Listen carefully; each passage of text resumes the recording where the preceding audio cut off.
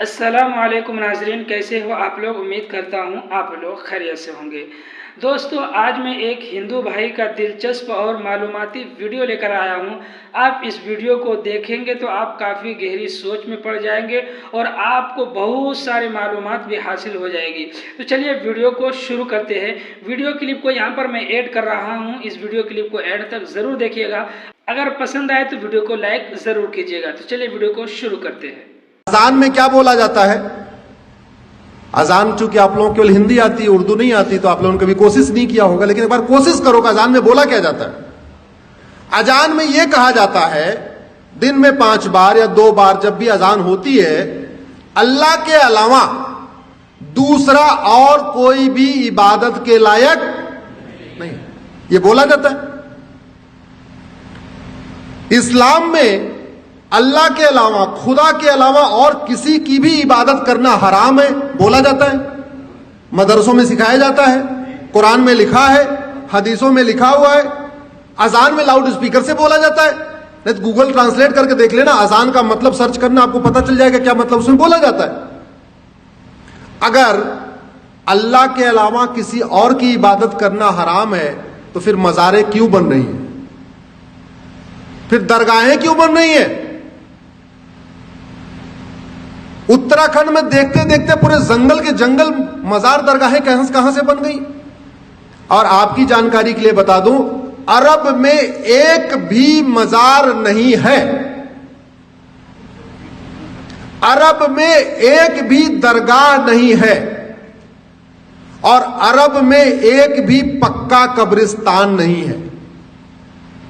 इसलिए नहीं है क्योंकि बुत परस्ती, किसी भी और के सामने सजदा करना, किसी भी और के सामने सर झुकाना, यह हराम है। अब मजार में लोग सर झुकाते हैं कि नहीं, दरगाह में झुकाते हैं कि नहीं, तो सब सवाल यह बनता है, जो कुरान अरब में है वही कुरान उत्तराखंड में है, वही कुरान हिमाचल में है। तो वहां अगर मजार हराम है तो भारत में हलाल कैसे हो गई? अगर अरब में दरगाह बनाना हराम है, अरब में एक भी दरगाह नहीं है, तो भारत में इतनी दरगाहें कैसे बन गई और क्यों बन रही हैं? अगर अरब में एक भी पक्का कब्रिस्तान नहीं है, यह भी आपको जानकारी के लिए बता रहा हूं, बड़े बड़े शेख जिनके घर में सोने की प्लेट होती है, सोने का चम्मच होता है, अरबपति खरबपति हैं, उनकी भी कब्र पक्की नहीं होती, क्योंकि पक्का कब्रिस्तान भी हराम है। अब सवाल यह बनता है, कुरान वही, हदीस वही, अगर अरब में पक्का कब्रिस्तान हराम है तो भारत में वो जायज कैसे हो गया? दोस्तों, अभी जो आपने वीडियो क्लिप देखा है, इस तरीके का वीडियो यकीनन बहुत कम देखने के लिए मिलता है। जिस तरीके से ये हिंदू भाई अजान के मतलब को ये अपनी धर्म के लोगों को समझा रहा है, और ये कितनी बड़ी बड़ी बात कर रहा है, और यकीनन ये जो भी बात कर रहा है, एक भी बात इसमें गलत नहीं है, बल्कि सब बात इसमें सही है।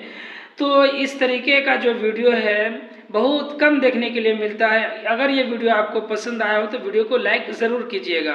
तो चलिए, अब मैं इस वीडियो के बारे में उन मौलानाओं से पूछना चाहूँगा जो मौलाना यूट्यूब की दुनिया में अपना चैनल बनाकर लोगों को दीन की नसीहत करते हैं, लोगों को दीन की बातें बताते हैं। मैं उनसे पूछना चाहता हूँ कि ये हिंदू भाई जो कह रहा है ये सही है या गलत। बस मैं यही जानना चाहता हूँ कि आप लोग इस हिंदू भाई के बारे में क्या राय देते हैं, जिस तरीके से ये कह रहा है इस वीडियो के अंदर कि जो कुरान अरब में है वही कुरान हिंदुस्तान में है, तो वहाँ के लोग अलग इबादत करते हैं, यहाँ फिर दरगाह क्यों पूजते हैं, हालांकि वहाँ पर दरगाह नहीं है। तो इस तरीके का ये बात करते हैं। तो मैं यही चाहूँगा कि इसके बारे में कोई डिटेल में हमें इसके बारे में समझाएं कि ये जो बंदा जो है सही है गलत, बस इतना सा बताएं।